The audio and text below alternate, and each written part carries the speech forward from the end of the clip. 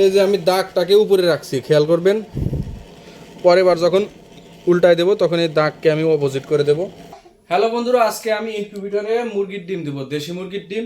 তো ডিম ইনকিউবেটরে দেওয়ার জন্য আমার ইনকিউবেটর রেডি, আমার ডিমও রেডি। এখানে টোটাল 36টা ডিম রয়েছে। এই ডিমগুলোকে প্রথমে আমি এই স্যাভলন দিয়ে ভিজিয়ে, এই স্যাভলন দিয়ে আমি আগে জীবাণুমুক্ত করলাম। এর জন্য এই বালতিতে আমি স্যাভলন দিলাম, এটা জীবাণুনাশক। ওই যে স্যাভলন দিয়ে পানিটাই করলাম। এখন কি করবো, একটা ন্যাকড়া নিই, ন্যাকড়াটা ভিজালাম। ন্যাকড়া ভিজে এই ময়লাগুলো পরিষ্কার করতে হবে।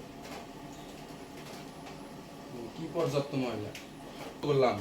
এখানে ডিমের সাথে যে ময়লাগুলো লেগেছিল ময়লাগুলো মুছলাম, প্লাস ডিমকে জীবাণুমুক্ত করলাম। এখন আমার কাজ হবে এই ডিমগুলোকে মার্কিং করা। আমার যেহেতু এটা ম্যানুয়াল একটা ইনকিউবেটর, এটা দিনের ভিতরে 4 বার এটা উল্টায় পাল্টায় দিতে হবে।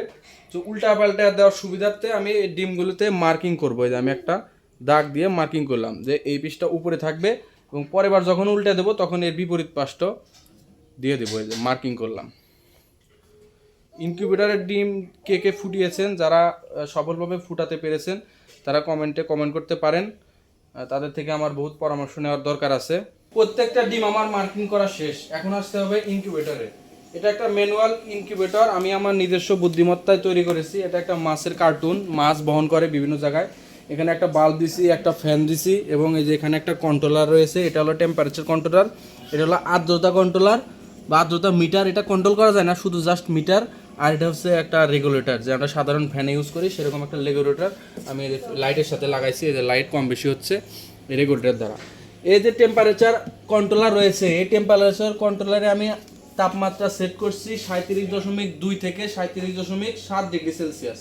যখন এই ইনকিউবেটরের ভিতরে 37.2 ডিগ্রি সেলসিয়াস তাপমাত্রা হবে তখন এই লাইটটা অটোমেটিক জ্বলবে, এবং যখন 37.7 ডিগ্রি সেলসিয়াস তাপমাত্রা উঠবে তখন লাইটটি অটোমেটিক নিভে যাবে। এবং এই ফ্যান দ্বারা এই যে বাল্ব থেকে তাপ হচ্ছে, এই তাপটা পুরো বাক্সের ভিতরে ছড়াই দেবে। এইটাই হলো মেকানিজম, আর কোনো মেকানিজম নেই।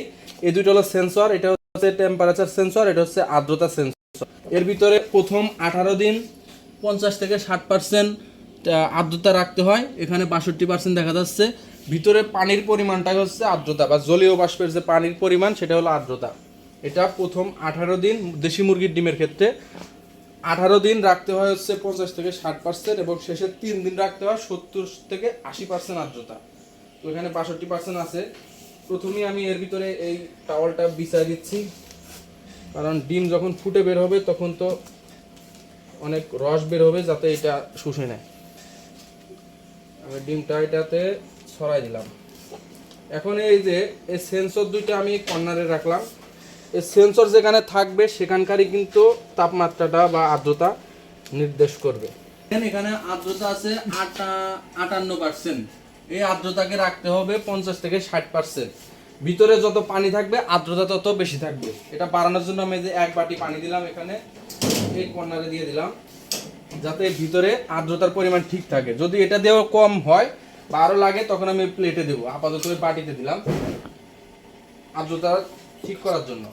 এখন এই ডিমগুলো আমি একাধারে সাজিয়ে দেবো। এই যে ক্রস দিছি দেখছেন, এই ক্রসটা আমি প্রথমে উপরে রাখবো। এই যে দেখেন লক্ষ্য করে এই ডিমগুলো এখানে আমি সুন্দর করে সাজাই দেবো একটা একটা করে, এবং পরের বার যখন আমি উল্টাই দেবো, যখন ওটা উল্টানোর সময় হবে তখন আমি এই ক্রসকে উল্টা দিকে রেখে সহজেই আমি উল্টা দিতে পারবো।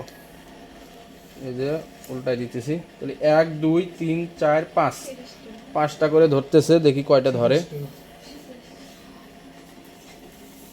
আমার টোটাল ডিম হচ্ছে 36 পিস। এখানে 2-1টা ভ্যারিয়েন্ট আছে, কিছু দেশি মুরগি আছে, কিছু ফাউমি মুরগি আছে, আর কিছু সোনালি আছে, আর কিছু আছে পাকিস্তানি, মানে মিক্সার হয়ে যাচ্ছে। আমি দেশি মুরগির ডিমটা অনেক খুঁজছি, কিন্তু পিওর দেশি মুরগিটা পাই নাই। এখন এই যে মিক্সার করে আমি সব দিলাম, কোনো হিসাব নাই, যখন হবে তখন যা হয়। সবগুলো ডিম এভাবে সাজিয়ে দিলাম সুন্দর করে। এ হলো টোটাল 36 পিস। মানে আরও 10-15টা আমি ইজিলি দিতে পারবো। যে এই শাড়িতে এই শেষে যে আরও আছে লাইনটা, এই লাইনে কিন্তু আরও কিছু দেওয়া যেত, আমি দিলাম না, মোটামুটি এই পর্যন্ত দিলাম। এখন এই যে আমি দাগটাকে উপরে রাখছি, খেয়াল করবেন, পরের বার যখন উল্টায় দেবো তখন এই দাগকে আমি অপোজিট করে দেব। মানে ভিতরে আমার ডিম দেওয়ার কাজ শেষ। এখন কাজ হচ্ছে বাইরে। আমি কভার দিয়ে এটা ঢেকে দিলাম। লক্ষ্য করুন এখানে তাপমাত্রা হচ্ছে 29 ডিগ্রি সেলসিয়াস।